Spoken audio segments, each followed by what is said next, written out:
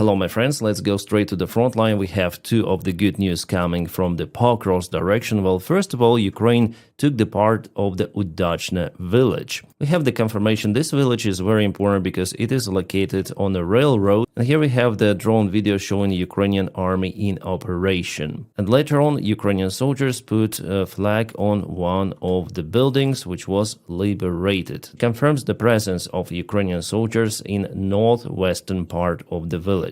And the close perspective footage. The rest of Udachne is still in a gray area. This village is going from one hand to another already several of the times. But because of this road and the railway, it definitely plays significant role. Plus, after Udachne, there is the open field area towards Sergeyevka. There are no any more settlements in this place, which means that if Russia takes that, plus Kotlina, they might move to cut the E50 road, the main one supply road for Pokrovsk. And for this reason, Ukraine counterattacks in Udachne, not to lose it completely. The circumstances for this loss could be dramatic for Pokrovsk, Mirnograd altogether. And there is one more place in this area where Ukraine started the counteroffensive. Ukrainian forces actually were spotted in Mirna before, like 1 week ago or something. But today we have the new confirmation that Ukraine took a part of Novoye Ekonomichne under control. Well, some of the analytics from Ukraine say that Novoye Ekonomichne village was liberated fully.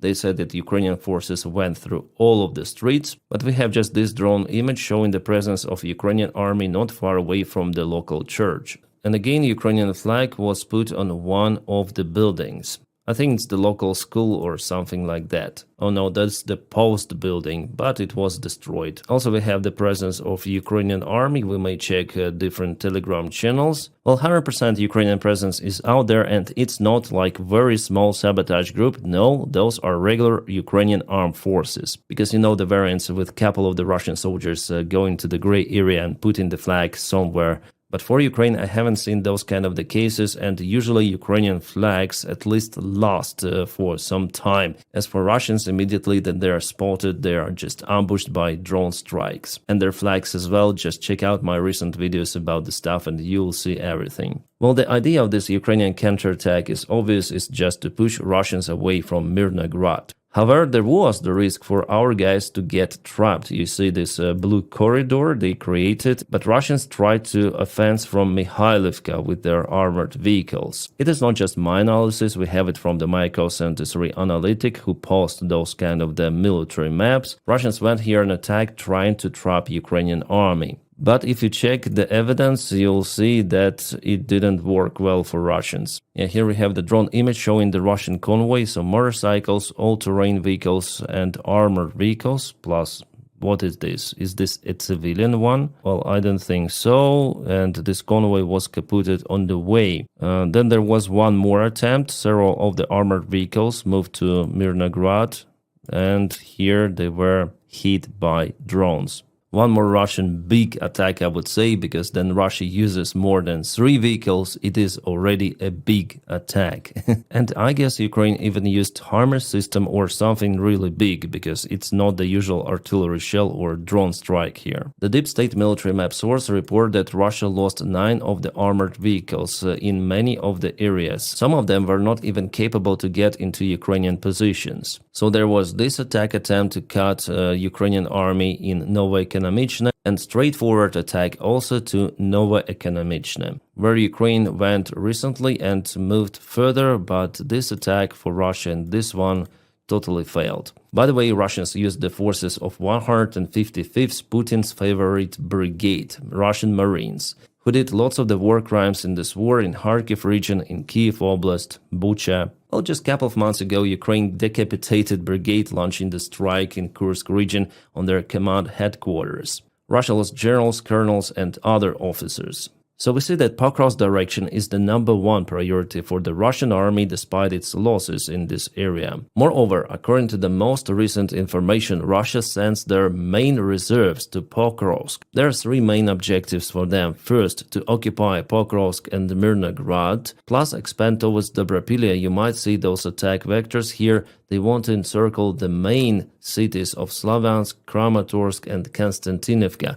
attacking from many of the sides. Yeah, the second reason or the stage is to break through main Ukrainian defense line once again. And the third part of the plan is Konstantinovka, so Russia potentially has tens of thousands of the new reinforcements, which are on the way or already were sent to the front lines in this entire direction. So I expect that this month Russia will try to repeat their attack, which happened 3 weeks ago towards Zoloty Kolodets. Maybe this time it could be even more successful because of the significant reinforcements Russian army sent to this region, and the Ukrainian command obviously needs to calculate all of the risks. To improve the chances, Russia took the forces from Sumy and Kherson region to reinforce this one, Pokrovsk direction. Well, maybe that's why Ukraine is on counterattack here and also in Udachne, just to disturb the Russian army, and they have to react, you see, trying to also trap Ukrainian armed forces, but it doesn't look great for Russia. They lose lots of the armored vehicles and obviously infantry forces. We'll see how it goes, but I do expect the major strike from Russia very soon. If we check out the deep state map, they have delay in their analysis. They don't want to publish the current information so far, so I have to rely on other analytics. Nevertheless, here they show that Russian army propelled not far away from Voskresenka, and Russians took Voskresenka fully under their control, occupying the village. However, this move, well, it's still kind of slow move, I would say. Yeah, it is slow for today, but if we go 7 days ago, you can see here is the update. So 1 week ago and today. And the 1st of August, you see how far Russia moved for 1 month. But for the last week, I would say their pace slowed down and they'll concentrate again the forces in Pokrovsk direction. We see that Russia is not attacking in Sumy region. Ukraine uses aviation to strike Totkino, for example, plus those occupied villages with the Russian forces. And also Ukraine tries a little to improve situation in Kupiansk, but for now without significant movement. Also, I expect that in a nearby future we're gonna see more sabotage groups of the Russian army in Pokrovsk, and Russia may even try to send their regular armed forces full scale. As they did, for example, in this attack. Well, Pokrovsk, I would say it's already in a gray zone. It is not safe at all to be in this settlement. The Institute for the Study of War also confirms the information that Russia redeploys their forces, elite naval infantry brigades and airborne VDV forces to Donetsk Oblast from the northern Sumy and Kherson directions, exactly as I told you, but I had this information before this analysis. So autumn or fall 2025, there will be new offensive operation of the Russian army in Donetsk, Donbass, Dobrapila, Pokrovsk and Konstantinovka areas. Yeah, exactly what I've told you. Well, this operation potentially could bring severe losses for Russians.